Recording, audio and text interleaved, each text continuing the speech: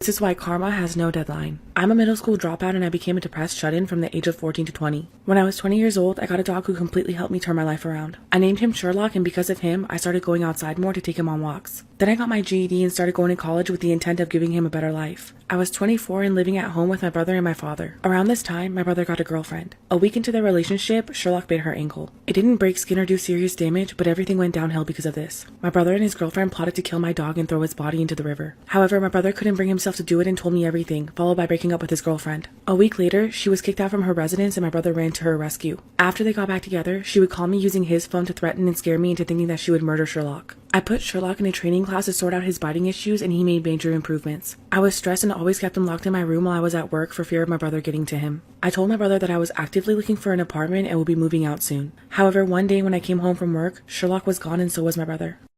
Part 2 of why karma has no deadline. Panic rushed through me as I searched everywhere for my dog. I texted and called my brother, leaving him messages begging him to bring him back. I called the police to report the theft of my dog, but the dispatcher wouldn't listen to me. The next day, I received a call that broke me into a million pieces. My Sherlock's body was found deceased by animal control 100 miles away from home. The city he was found in was where my brother's girlfriend lived. I immediately left home in pure shock. My friends housed me for a few days because I didn't feel safe at home and later found a room for rent within a week because it was easier without pets. I was grieving over the loss of my best friend. My brother betrayed me for a girl he only knew for a few months. After this, I couldn't keep my grades up and dropped many of my classes. I'm also financially in debt because I didn't have much money to start with when I moved. My brother admitted to my mom that him and his girlfriend did indeed kill my dog. However, she doesn't want him in jail. Shortly after, I found out my brother's girlfriend moved into the house. She wanted the dog gone and that's why they killed Sherlock. A year later, I found out from my dad that she died from an illness. I was overjoyed for karma was being served. My brother is now depressed and I couldn't help but to feel some kind of closure. I'm in therapy and doing a lot better, however there's always going to be that missing piece. Story time about my scariest experience being home alone. When I was 14, I lived with my grandparents. They lived in an old bungalow type of house. It was one story and we had stairs that went right up to the attic. No one ever used the attic and it was just used to store things. My room door was near the stairs leading up to the attic, which I hated because I always got scared something would crawl down when I left my room. One night, my grandparents had to pick up my aunt's family from the airport. They wouldn't be back until early morning. I told them that I'd be safe at home overnight. We lived in a gated community with guard dogs and I thought everything would be okay. Before they left, we had an early dinner and I was stuck doing the dishes. While I was doing this, I could hear the neighboring dogs barking a lot, but I didn't think much of it because they always did that. After cleaning, I locked every window, shut off the lights, and headed to bed. When I entered my room, the lights were on and everything looked completely normal. I had barred and tinted windows because my grandparents didn't want anyone peeping in my room since it was a one-story house. They were barred because when my uncle was younger, he'd always sneak out, so they put bars on the window to prevent him from doing that. When I turned off the lights to go to bed, I saw a silhouette of a man illuminated by the streetlights standing outside of my window. I thought I was hallucinating.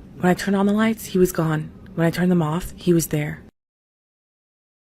Part 2 of my scariest experience when I was home alone. When I turned the lights on and off the third time, the man's figure wasn't there either time. I sighed in relief and thought my mind was just playing tricks on me or that something was casting a shadow. I double locked my door to be safe with one on the doorknob and one of those latch-type locks. I tucked myself in bed and tried to fall asleep even though the dogs were still barking outside. When I was finally falling asleep, I heard something above me moving, something in the attic. I pushed the thought down and hugged my pillow, telling myself it was just rats. My heart sank when I heard someone hurriedly go down the stairs and stop at the bottom. I covered myself with a blanket and waited, wishing my grandparents had given me a phone for a time like this. Suddenly, I heard my doorknob being gently fiddled. I wanted to vomit when I heard a click followed by a quiet turn of the knob. It turned, but it didn't budge. When they noticed, they tried to push it. I finally stood up and softly pushed my body against the door, locking everything up again. I didn't want to make a sound. I don't know why they stopped, but they did. Then I heard footsteps go up the stairs as I sat there. I saw something move in the corner of my eye and there outside of my window was the shadow. I forced my eyes closed and ignored it until I fell asleep. All I remember is the next day I was having breakfast with my family. I brought it up to my grandparents, but they scoffed that it was probably rats. I never brought it up again, but the attic window had been opened.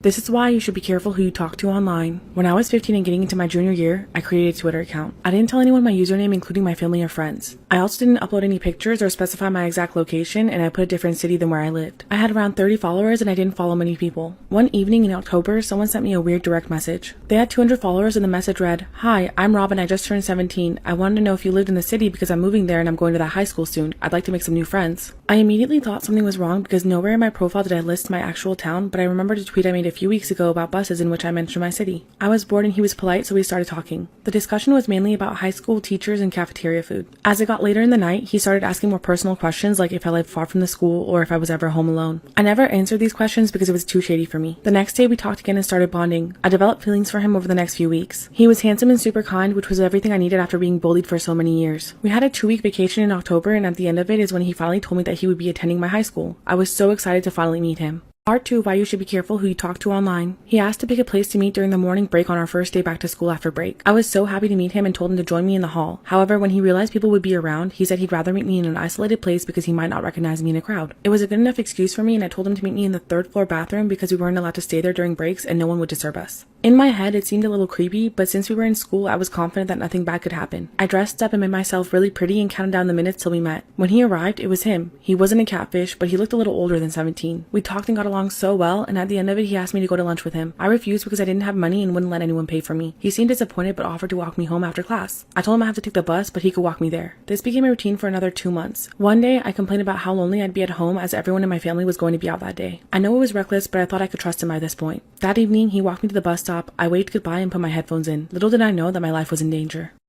Part 3 of why you should be careful who you talk to online. When I got off, I had a weird gut feeling that someone was watching me. Since it was December, it was already dark by the time that I had gotten off the bus. I paused my music but kept my earphones in not to draw suspicion. It was silent in my suburban neighborhood, especially at night. That's when I heard footsteps behind me. I knew someone was following me. As quietly as possible, I reached for my keys in my pocket. As soon as I pulled them out, I ran. It was the best and fastest sprint of my life. I somehow managed to open and close the door before he could reach me. I deactivated the alarm and looked through the glass panel on the door. It wasn't a peephole but a whole window, so if someone wanted to see inside the house, they could. Standing there looking at me with the creepiest face was Rob. He followed me home, probably with a car, and I was paralyzed. We stared at each other for a minute before I ran to the kitchen to grab a knife. When I got back to the door, he was still there and started banging. I feared the glass would break, but it didn't. After 5 minutes, he stopped and went around the house banging on every shutter until he came back to the door. He looked angry, but my neighbor's car pulled in and he ran off, probably thinking it was my family. After this, he harassed me online, which finally made me delete my Twitter. No one even knew or heard of him, which is probably why he looked older. I never heard of him again, but I still wonder what could have happened that night.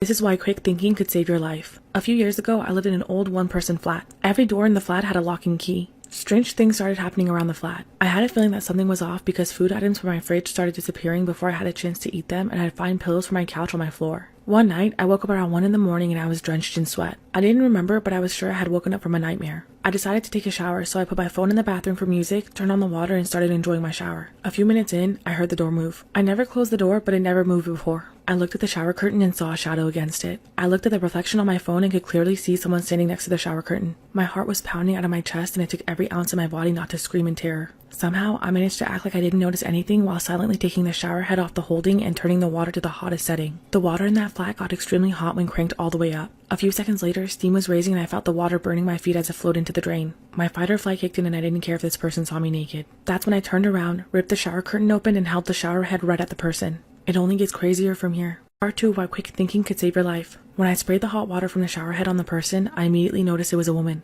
She screamed in pain when the scalding water met her skin. I whacked her in the face with the shower head and jumped out of the shower. I ran to the door, taking the key out of the lock and locking it behind me so that she couldn't get out. A little while later, she started to bang on the door, but thankfully the door didn't give. I ran to the kitchen and called the police on my landline phone while simultaneously grabbing a large knife just for safety. I felt like my throat was closing up when I saw that it was missing and realized there was only one place that it could possibly be. Luckily, the police got there and arrested the woman who turned out to have been the former person living in the flat. She was evicted for not paying her rent for 3 months. Apparently, she made a copy of the key and came into the flat when I was at work and sometimes at night when I was asleep. It's possibly what woke me up in the first place that night, but I don't even want to think about it. After the police apprehended her, I found the knife in the bathroom. She had brought it into the bathroom with her, and either the police disarmed her or she dropped it herself at some point. All I found out later from the police was that she wasn't right in the head. Ever since this incident, I always insist that the locks are changed whenever I move into a new place.